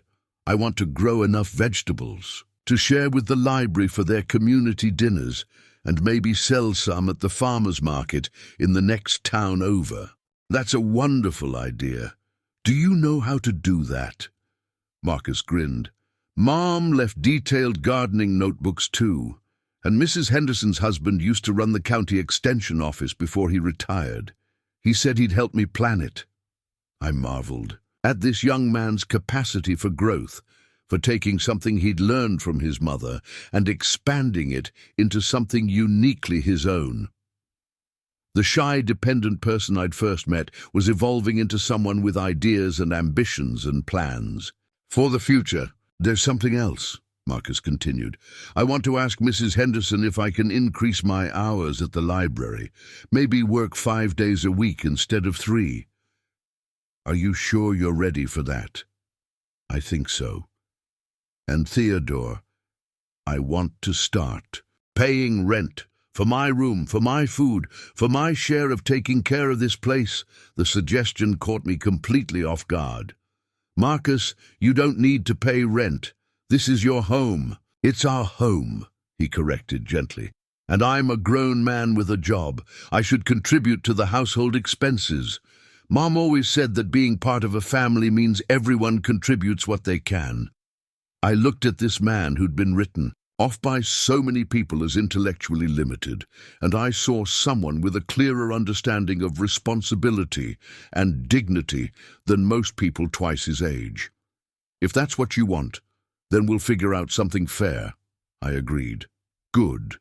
And one more thing, I want to get my driver's license. That one did scare me. Marcus, driving is complicated. There are a lot of rules to remember, a lot of things that can go wrong. I know, but I've been reading the driver's manual, and I think I can do it. I want to be able to drive myself to work, maybe help with errands, maybe even drive us to visit Mum's grave when the weather's bad. The determination in his voice reminded me so much of Evelyn when she'd set her mind to something. It would give you more independence, I admitted. It would give us both more independence. You wouldn't have to drive me everywhere, and I could help take care of you better as you get older. The role reversal inherent in that statement, this developmentally delayed young man thinking about taking care of me as I aged, was both humbling and deeply moving. Let's talk to Sheriff Brooks about it, I said. Maybe he can recommend a driving instructor who has experience with people who learn differently. Marcus's smile could have powered the entire town. Really? You'd let me try? Marcus, you're not my child in the traditional sense. You're my partner in this life we're building. If you think you're ready to take on more responsibility, then I trust your judgment. That night, as I lay in bed thinking about our conversation, I realized how much we'd both changed since Evelyn's death. Marcus was growing into his full potential, discovering capabilities he'd never been encouraged to explore. And I was learning that being a father didn't always mean protecting and controlling. Sometimes it meant stepping back and letting someone you love stretch their wings. The next morning brought a surprise visitor. A woman in her 50s knocked on our door, introducing herself as Janet Morrison, a social worker from the county. "I'm here for Marcus Hartwell's quarterly check-in," she said, consulting a file folder, "to ensure he's receiving appropriate care and support." My heart sank. I'd forgotten about the official oversight that came with Marcus's situation. Someone had reported the change in his living circumstances, and now we were being evaluated. Marcus handled the interview with impressive poise, showing Janet around the house, introducing her to Harold and the chickens, explaining his work at the library and his daily routines. She asked probing questions about his medication management, his seizure protocols, his social interactions, and his plans for the future. "And Mr. Hartwell," she said, turning to me, "you understand the full scope of Marcus's needs, the long-term commitment you're taking on. I understand that Marcus is a capable adult who needs support in some areas, but is independent in others," I replied carefully. "I understand that caring for him is both a responsibility and a privilege." Janet spent 3 hours with us, observing our interactions, reviewing Marcus's medical records, and asking detailed questions about our living arrangements. When she finally closed her file, her expression was thoughtful. "I have to say, Mr. Hartwell, this is one of the most positive living situations I've seen in my 15 years doing this job. Marcus, you seem happy, healthy, and well cared for. And you, Mr. Hartwell, seem to understand both Marcus's capabilities and his limitations. Does that mean we pass inspection?" Marcus asked, with the directness that characterized all his interactions. Janet laughed. "Yes, Marcus, you pass inspection with flying colors. I'll recommend that these quarterly visits be reduced to annual check-ins." After she left, Marcus was quiet for a long time, working on his puzzle with unusual intensity. "Are you worried about something?" I asked. I was scared she might say I couldn't live here anymore, that I needed to be in a group home or something. "Marcus, that's never going to happen, not as long as I'm alive and able to advocate for you. But what if something happens to you? What if you get sick or hurt? What if I'm alone again? It was a legitimate fear, one I'd been grappling with myself. At 80, I couldn't promise him a lifetime of care, much as I wanted to. "Then we'll make sure you have other people who care about you too," I said. "Sheriff Brooks, Mrs. Henderson, Dr. Martinez, they're all part of your support system. And Marcus, you're stronger and more capable than you realize. You might surprise yourself with what you can handle." "Do you really think so?" "I know so. You've already surprised me more times than I can count." That evening, as we worked on our puzzle, Marcus said, "Theodore, I want you to know something." "What's that?" "These have been the happiest months of my life. Not because Mom died, but because I finally have a father, a real father who sees me as a person, not just as someone to take care of." The simple honesty of his words nearly undid me. "And these have been some of the happiest months of my life too, son, because I finally have a family again." Outside, the snow continued to fall, blanketing our small world in pristine white. Inside, we worked on our lighthouse puzzle, adding piece by piece to the image of a beacon standing strong against the storm, its light cutting through the darkness to guide travelers safely home. Just like we were doing for each other, I realized. Just like we'd been doing all along. Spring came early to Millbrook that year, and with it came a flurry of activity that transformed our quiet winter routine into something altogether more ambitious. Marcus had indeed increased his hours at the library to 5 days a week, and Mrs. Henderson reported that he'd become indispensable, not just for his organizational skills, but for his gentle way with the library's older patrons and his patience with children during story time. "He has a gift," she told me one afternoon when I stopped by to pick up Marcus after work. "He makes everyone feel welcome, like they matter. That's not something you can teach." The garden project had grown from Marcus's modest proposal into something that resembled a small farming operation. With help from the county extension office and several neighbors who were eager to support Marcus's venture, we'd expanded the plot behind the house to nearly half an acre. Marcus had drawn detailed diagrams of what would go where, had started seedlings in the kitchen windows, and had convinced me to help him build a small greenhouse from salvaged materials. "Are you sure we're not getting in over our heads?" I asked. One morning, as we stood surveying the freshly tilled earth that would become our expanded garden. "Probably," Marcus said cheerfully, "but Mom always said the best way to learn something was to jump in and figure it out as you go." The driving lessons had begun in March, with Sheriff Brooks serving as Marcus's instructor. Twice a week, they'd practice in the empty parking lot behind the church, with Brooks patiently explaining the mechanics of operating a vehicle to someone who approached everything with methodical precision. "He's actually a natural," Brooks reported after Marcus's first month of lessons. "Cautious, follows rules to the letter, never gets distracted or impatient. He's going to be a better driver than most people on the road." But it was the revelation that came in April that truly changed everything.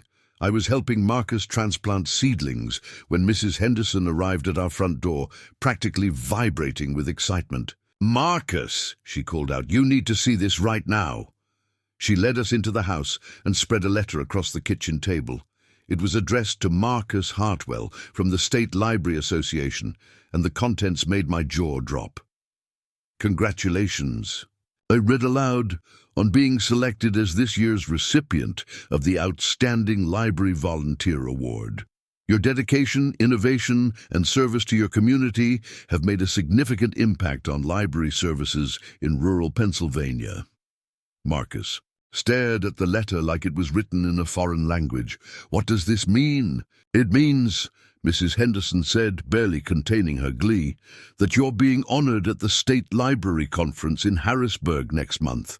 It means there's a $500 prize, and it means you're invited to speak at the conference about your work with our community outreach programs." "Speak? In front of people? Lots of people?" The panic in Marcus's voice was evident, but there was also something else, a flicker of pride, of possibility. You don't have to if you don't want to, Mrs. Henderson said quickly. But Marcus, you've created something special here. The way you've organized our book delivery program for homebound seniors, the reading buddy system you started with the elementary school, the community garden project that grew out of your own garden plans. Other libraries want to learn from what you've done. I watched Marcus process this information, saw him move from panic to consideration, to something that looked like determination. Would you come with me? He asked me. To the conference? If you want me there, I'll be there.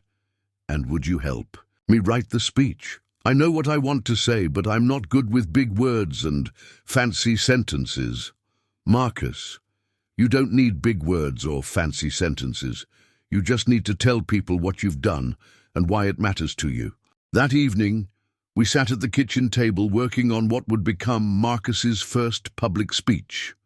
He talked about growing up feeling different, about finding purpose and dignity in work that played to his strengths, about the way the library had become not just his workplace, but his second home. I want to tell them that people like me, people with disabilities, we're not problems to be solved, he said. We're people with something to contribute if someone gives us the chance. That's exactly what you should tell them. As the conference date approached, Marcus's confidence grew. He practiced his speech in front of me, in front of Sheriff Brooks, in front of Harold the Goat when he thought no one was listening. He bought his first suit with money from his library salary, and the pride on his face when he tried it on was something to behold. "Do I look professional?" he asked, adjusting his tie in the hallway mirror. "You look like exactly what you are. An accomplished man who's made a difference in his community." The conference itself was a revelation. Marcus delivered his speech to an audience of 300 librarians, and his simple, honest words about dignity, purpose, and the value of meaningful work moved several people to tears. During the networking sessions, he was surrounded by people wanting to know more about his programs, wanting to implement similar initiatives in their own communities. "I never knew I could do something like this," he told me on the drive home, still clutching his award plaque. "I never knew people would want to listen to what I had to say." "I knew," I said. "I've known since the day I met you that you had important things to say. You just needed the right platform to say them." That evening, we called Sheriff Brooks and Mrs. Henderson to share the news of Marcus's success. As I listened to him recount every detail of the conference, I realized that somewhere along the way, my role in his life had shifted. I was no longer just his caregiver or guardian. I was his biggest fan, his cheerleader, his partner in discovering just how much he was capable of achieving. Later that night, as we worked on a new puzzle, this one a colorful image of a sunrise over a field of sunflowers, Marcus said, "Theodore, can I ask you something personal?" "Always." "Do you think Mom would be proud of me? Of what I accomplished today?" I sat down the puzzle piece I was holding and looked at this remarkable young man who'd overcome so much, achieved so much, given so much to the world around him. "Marcus, I think your mother is looking down at you right now with the kind of pride that fills every corner of heaven. I think she's telling everyone up there, 'That's my son. Look what my son did.'" Marcus smiled, that radiant expression that reminded me why Evelyn had fallen so completely in love with being his mother. "And what about you? Are you proud of me?" "Son, I have never been prouder of anyone in my entire life, not just for what you accomplished today, but for who you are every single day. You make me proud to be your father." Outside, spring was giving way to early summer, and our garden was already showing the first green shoots of what promised to be an abundant harvest. Inside, Marcus and I continued working on our puzzle, adding piece by piece to an image of hope and growth and new beginnings. In the morning, Marcus would go back to his job at the library, where he was no longer just the helpful assistant, but a recognized innovator whose ideas were being studied and implemented across the state. I would continue my bookkeeping work at the inn, my volunteer efforts around town, and my ongoing education in the care and feeding of stubborn goats and temperamental chickens. But tonight, we were simply father and son, working on a puzzle together, marveling at how much life could change when you were brave enough to let love lead the way. "Theodore," Marcus said as we prepared for bed, "tomorrow I want to start planning next year's garden. I have some ideas for expanding the community program even more." "Tell me about them," I said, settling in for what I knew would be an enthusiastic and detailed presentation, as Marcus outlined his vision for the future: more gardens, more community involvement, more ways to bring people together around the simple act of growing food. I marveled at the transformation I was witnessing. This was no longer the frightened, dependent young man I'd met 8 months ago. This was a confident adult with dreams, ambitions, and the skills to make them reality. More than that, he was my son. Not by blood or law or accident, but by choice and love and the kind of daily commitment that transforms strangers into family. And I was his father, not because someone assigned me the role, but because I'd chosen to embrace it with everything I had. At 80 years old, I discovered that it was never too late to become the person you were meant to be, to find the family you were meant to have, and to make a difference in the world through the simple act of loving someone unconditionally. Tomorrow would bring new adventures, new challenges, new opportunities to grow and learn and love. But tonight, I fell asleep listening to the familiar sounds of our home. Harold settling in for the night, the chickens roosting safely in their coop, and Marcus moving around in his room, probably still too excited about his award to sleep. Properly, all was well in our small corner of the world. All was exactly as it should be. 1 year later, I stood in our expanded garden, watching Marcus direct a group of volunteers in the annual harvest festival that had grown out of his simple plan to share vegetables with the community. What had started as Marcus's modest idea to plant a bigger garden had blossomed into something extraordinary, a community-wide initiative that brought together families from 3 surrounding towns, generated income for local charities, and had earned recognition from the state agricultural department. "Dad!" Marcus called out, using the word that still filled my heart with warmth every time I heard it. "Can you help Mrs. Patterson with the corn maze? She's got a group of kids who are completely lost."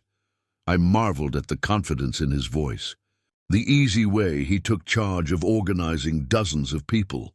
This was the same young man who'd been terrified to speak at a library conference just 8 months ago. Now he was running events, giving interviews to regional newspapers, and fielding calls from other communities wanting to replicate his programs. As I helped rescue the confused children from the corn maze Marcus had designed, I thought about the journey that had brought us to this moment. 18 months ago, I'd been a bitter, lonely old man living in the past. Now I was part of something vibrant and growing, surrounded by chosen family and genuine community. The festival was a perfect example of how Marcus's simple goodness had a ripple effect. What started as extra vegetables had become a monthly farmers' market. The farmers' market had led to cooking classes for seniors. The cooking classes had evolved into community dinners for anyone who needed a meal or just wanted company. Each initiative grew organically from Marcus's fundamental belief that people needed to feel useful, included, and cared for. "Theodore," Sheriff Brooks said, appearing at my elbow with a cup of apple cider, "you see that reporter from the Pittsburgh paper over there? She wants to interview you and Marcus about your story." Our story? The whole thing. Elderly widower finds his wife after 32 years, discovers he has a stepson with special needs, builds a new life together. It's the kind of human interest piece that gives people hope. I looked across the garden to where Marcus was patiently explaining companion planting to a group of curious visitors. I don't know if we're ready for that kind of attention. Maybe not. But maybe your story could help other families figure out that love comes in all kinds of unexpected packages.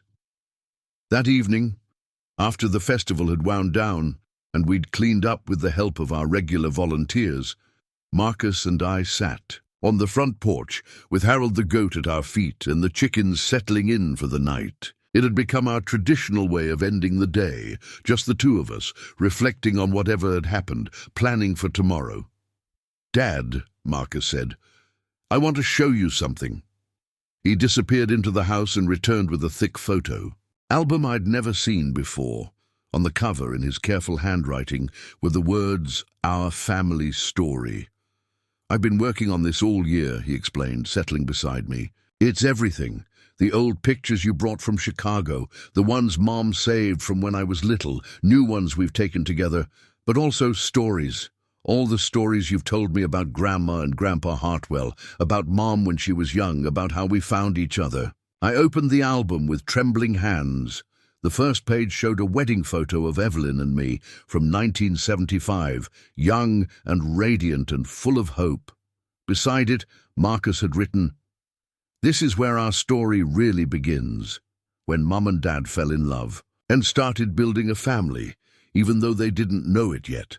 Page after page told our story, but not the version filled with betrayal and secrets and pain. This was the version Marcus had chosen to believe and preserve. The story of a love so strong it transcended time and death and impossible circumstances to bring a father and son together." "Look at this one," Marcus said, turning to a photo of us at the Harvest Festival. "Mrs. Henderson took it when we were teaching the kids about composting. She said we looked like we'd been working together our whole lives." He was right.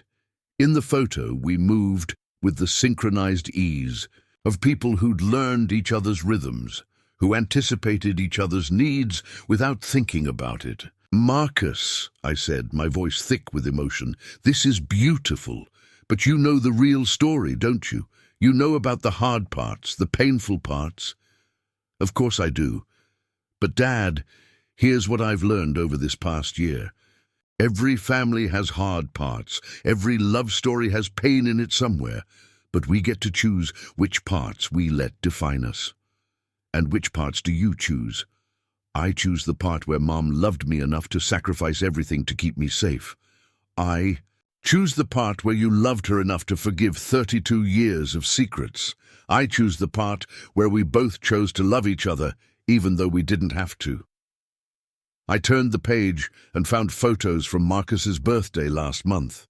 His 34th, celebrated with a party that included half the town. The joy on his face as he blew out the candles was infectious, but what struck me most was the way he'd insisted on making it a celebration for everyone, turning his birthday into a community potluck where everyone brought something to share.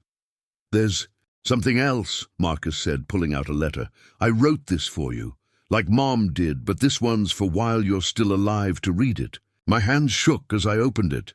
"Dear Dad, a year and a half ago I thought I knew what love was. Mom loved me, and Sheriff Brooks and Mrs. Henderson and the people in town loved me, and I thought that was enough. But when you chose to stay, when you chose to be my father even though you didn't have to, I learned what love really means. Love means staying when leaving would be easier. Love means choosing someone every single day, not just once.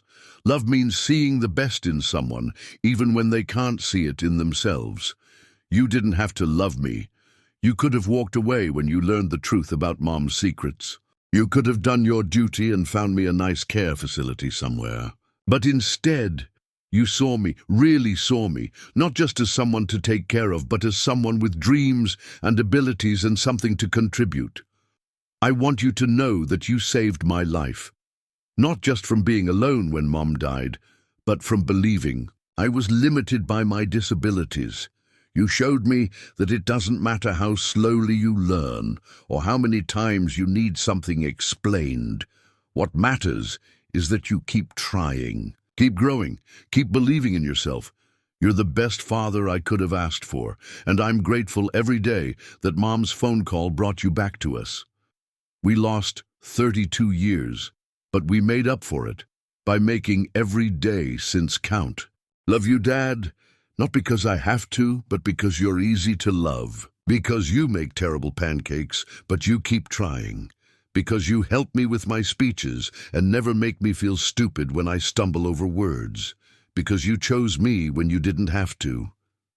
Thank you for giving me a father. Thank you for giving yourself a son. Thank you for proving that families can be born from choice just as much as from blood. Your son, Marcus P.S. I've been thinking about this for months, and I want to ask you something. Would you consider letting me change my last name legally to Hartwell?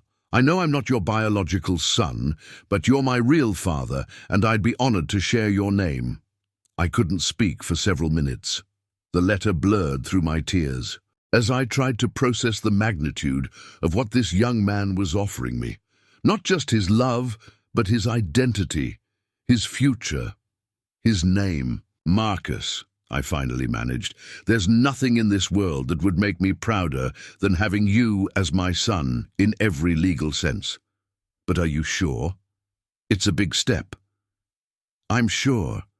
I've been Marcus Mitchell my whole life, but I've only been truly happy since I became your son. I want the world to know that Theodore Hartwell is my father. As the sun set behind the hills where Evelyn rested, I thought about the phone call that had started this journey, her voice trembling with fear and hope. Theodore, it's me.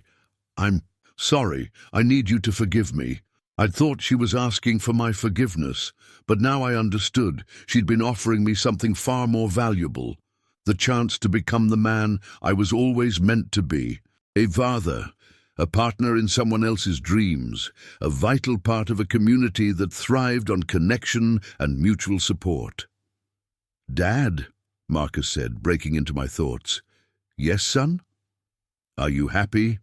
It was such a simple question, but the answer came from somewhere deep in my soul, from a place that had been empty for 32 years and was now overflowing with purpose and love and gratitude. Yes, Marcus, I'm happier than I ever thought possible. Good, because tomorrow is Sunday, and Mrs. Henderson wants us to help her set up for the library's anniversary celebration. And next week, I have that interview with the State Agricultural Extension about expanding our community garden program to other counties. I laughed, the sound echoing across our peaceful property. Well then, we better get some rest. As we stood to go inside, Marcus paused and looked back toward the hills where Evelyn lay at rest. Good night, Mom, he said quietly. Thank you for everything. Thank you for loving me, for protecting me, and for bringing Dad home to us. Inside the house that had become our sanctuary, Marcus pulled out a new jigsaw puzzle while I made us hot chocolate. This one was a picture of a family of lighthouses, a large one flanked by a smaller one, their lights reaching across dark water to guide ships safely to harbor. This might be our most challenging puzzle yet, Marcus said, studying the 1,000 pieces scattered across our table. That's okay, I replied, settling into my chair beside him. We've got all the time in the world, and for the first time in 32 years, that was absolutely true. We had time to watch Marcus's dreams continue to grow, time to support each other through whatever challenges lay ahead, time to love each other in the simple daily ways that make a family real. Evelyn's secrets had stolen 3 decades from us, but they'd also led us to this moment, this peace, this perfect understanding that love doesn't always follow the paths we plan for it. Sometimes it takes the long way around, through pain and loss and impossible circumstances, to bring us exactly where we need to be. Outside, the first stars appeared in the clear night sky, twinkling like promises of all the tomorrows we'd share. Inside, Marcus and I worked on our puzzle, adding piece by piece to an image of beacons standing strong against the darkness, their light unwavering, their purpose clear. Just like us, just like the love that had finally brought us home to each other. Some stories end with dramatic revelations or shocking twists. Ours ended with something better, with forgiveness conquering betrayal, with choice proving stronger than circumstance, and with a father and son building a lighthouse puzzle on an ordinary Sunday night, grateful for the extraordinary grace that had made them family. The lighthouse in the puzzle seemed to wink at me in the lamplight, its beacon steady and sure, promising safe harbor for all who needed refuge from the storm. And in that quiet moment, surrounded by the gentle sounds of home and the warm presence of my son, I knew that after 81 years of searching, I had finally found my way to shore.